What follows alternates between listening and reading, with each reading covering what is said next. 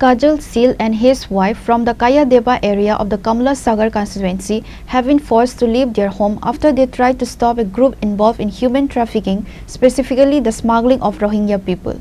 The couple alleges that they faced retaliation from the smugglers for interfering with their illegal activities. They reported the issue to the Madhupur police station but claimed that the police failed to take any action. Feeling unprotected and fearing for their safety, they have now approached the sub-divisional police officer of Bishalgarh to seek intervention and justice. ঘটনাটা তারা তো রোহিঙ্গা সবসময় মোরার ভিতরে আইনা আমরা ডিস্টার্বই করার পরে আমার আরও দুইটা বাসুর আসলো হেরার অত্যাচারে বাড়ি ছাড়া হয়েছে। আমার দুই দেওয়ার আসলো, হেরা অত্যাচার আসলো, কিন্তু ওখানে আমরা বাড়ির মানুষ আমরা বাড়ি ঘরে থাকতে পারি না।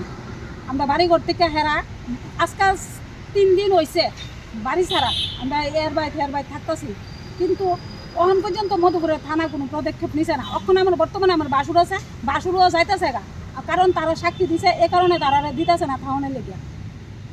মানে কি কারণে আপনার কে আক্রমণ করতেছে? মুরার মধ্যে রোহিঙ্গা আমরা অবজেকশন দিছিলাম যে আমরা রাখো না, অন্য গানরাও আমরা ডিস্টার্ব হোক, এই কারণের পর থেকে তারা আমরা একদিন রাত্রেবেলা মানুষ লয়ে আইছে, আইসিরা এই প্রাণে মারণের লেগে বন্দুক রাইফেল এরপরে দাও লাড়ি লইয়া দোকানের সামনে গাড়িটা থামাইয়া আমার বাড়ির ভিতরে মানুষটি উঠে গেছে। উঠে যাওয়ার পরে আমরা তো নিজের যান বাঁচাইতে পারি না, আমরা গিয়ে সেটা আরেকটা রাবার বাগানের ভিতরে গিয়ে বইয়া রয়েছি, বইয়ে সেটা দেখছি সত্যি ঘটনা। এরপর মুড়া তারা তন্ন করে বিচারছে, মিটন ছিল আর টুটন ছিল। বিচারণের পরে আমরা কি তা করবো, আমরা নিজের জীবন বাঁচাইতে পারি না। এরপরে তো এই থানার মিডিয়া এসে কমপ্লেন দেখছি, কিন্তু থানার তারা আমরা কাগজপত্র অহনো কিছু করছে না।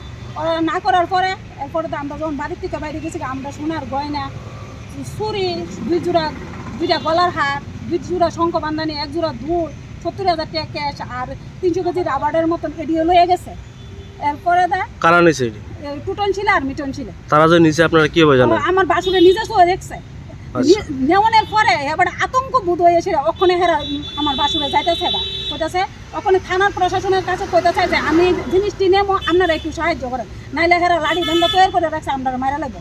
এই কারণে ওখানে হেরা মানে তারা যে রোহিঙ্গা পাচার করে আপনারা বাধা দেওয়ার কারণে বাধা দেওয়ার কারণে।